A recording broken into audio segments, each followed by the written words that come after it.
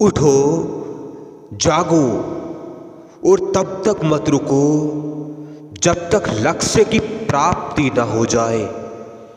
खुद को कमजोर समझना सबसे बड़ा पाप है। तुम्हें कोई पढ़ा नहीं सकता, कोई आध्यात्मिक नहीं बना सकता। तुमको सब कुछ खुद अंदर से सीखना है। आत्मा से अच्छा कोई शिक्षक नहीं।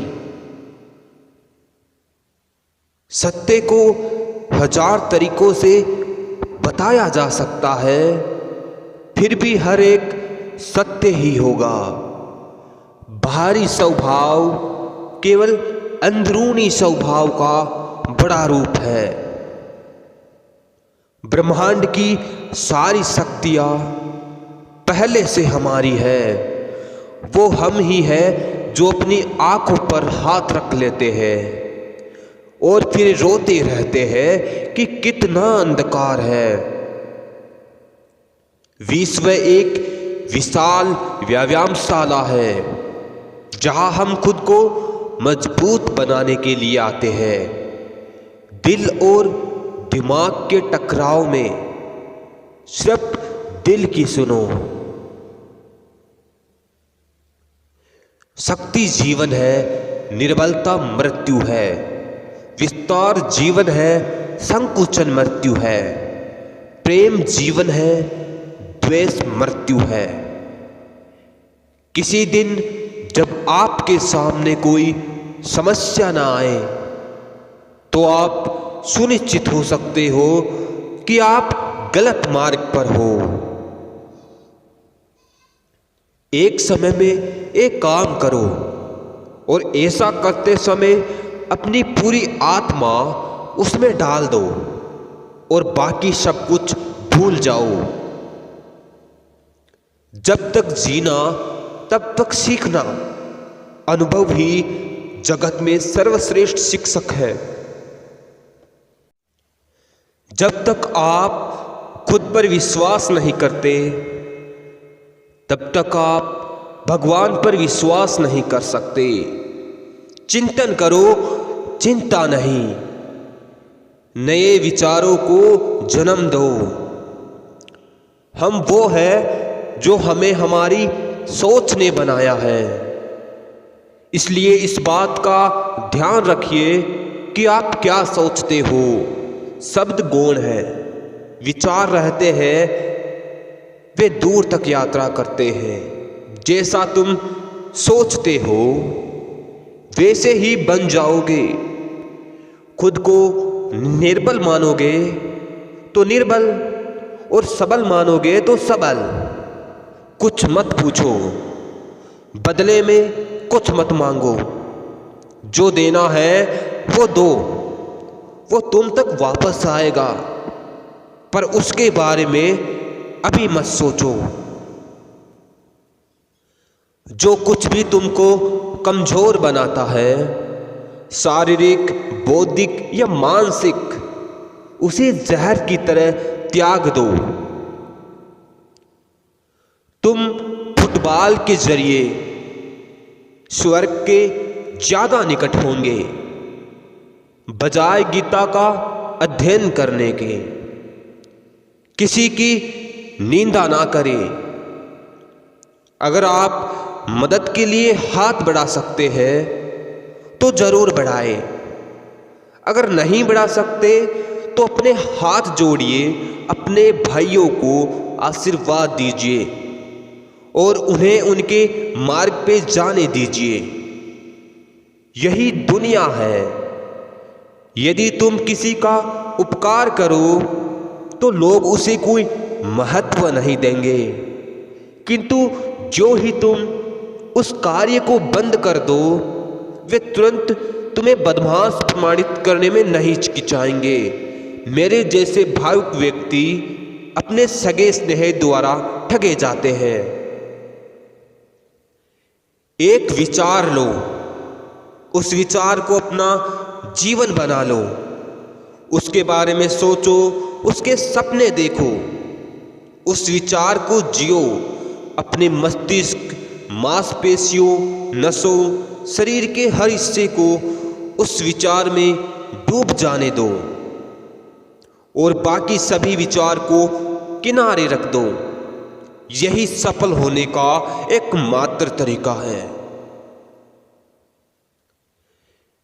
क्या तुम अनुभव नहीं करते कि दूसरों के ऊपर निर्भर रहना बुद्धिमानी नहीं है? बुद्धिमान व्यक्ति को अपने ही पैरों पर दृढ़तापूर्वक खड़े होना चाहिए। धीरे धीरे सब कुछ ठीक हो जाएगा।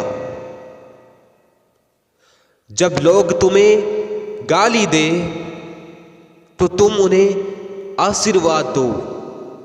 सोचो तुम्हारे झूठे दंभ को बाहर निकालकर वो तुम्हारी कितनी मदद कर रहे हैं। हम जो बोते हैं वही हम काटते भी हैं। हम स्वयं अपने भाग्य के निर्माता हैं। जो सत्य है उसे साहसपूर्वक निर्भीक होकर लोगों से कहो। उसे किसी को कष्ट होता है या नहीं, इस ओर ध्यान मत दो। दुर्बलता को कभी प्रश्रय मत दो। सत्य की ज्योति बुद्धिमान मनुष्यों के लिए यदि आध्यात्मिक मात्रा में प्रखर प्रतीत होती है और उन्हें बहा ले जाती है तो ले जाने दो। वे जितना शीघ्र बह जाए उतना अच्छा ही है। यदि स्वयं में विश्वास करना और अधिक विस्तार से पढ़ाया और अभ्यास कराया गया होता तो मुझे यकीन है कि बुराइयां और दुख का एक बहुत बड़ा हिस्सा गायब हो गया होता। यदि परिस्थितियों पर आपकी मजबूत पकड़ है तो जहर उगलने वाला भी आपका कुछ नहीं बिगाड़ सकता। हर काम को 3 अवस्थाओं से गुजरना होता है: उपहास, विरोध और स्वीकृति।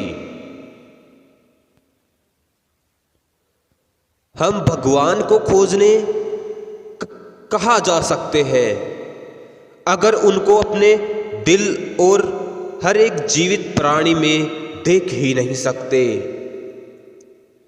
हमें ऐसी शिक्षा चाहिए जिससे चरित्र का निर्माण हो, मन की शक्ति बढ़े, बुद्धि का विकास हो और मनुष्य अपने पैर पर खड़ा हो सके। शिक्षा का अर्थ है उस पूर्णता को व्यक्त करना जो सब मनुष्य में पहले से विद्यमान है। मस्तिष्क की शक्तियां सूर्यों की किरणों के समान है। जब वो केंद्रित होती है चमक उठती है। जितना हम दूसरों के साथ अच्छा करते हैं उतना ही हमारा हृदय पवित्र हो जाता है और भगवान उसमें बसता है। मनुष्य जितना अपने अंदर से करुणा, दयालुता और प्रेम से भरा होगा वह संसार को भी उसी तरह पाएगा। अगर धन दूसरों की भलाई करने में मदद करे तो इसका कुछ मूल्य है, अन्यथा ये सिर्फ बुराई का एक ढेर है और इससे जितना जल्दी छुटकारा मिल जाए उतना बेहतर है। यदि संसार में कहीं कोई पाप है तो वह है दुर्बलता। हमें हर प्रकार की कमजोरी या दुर्बलता को दूर करना चाहिए। दुर्बलता पाप है, दुर्बलता मृत्यु के समान है। दिन रात अपने मस्तिष्क को उच्च कोटि के विचारों से भरो। जो फल प्राप्त होगा वह निश्चित ही अनोखा होगा। कभी मत सोचिए कि आत्मा के लिए कुछ असंभव है। ऐसा सोचना सबसे बड़ा अधर्म है। अगर कोई पाप है तो वो यही है कि यह कहना कि तुम निर्बल हो या अन्य निर्बल है।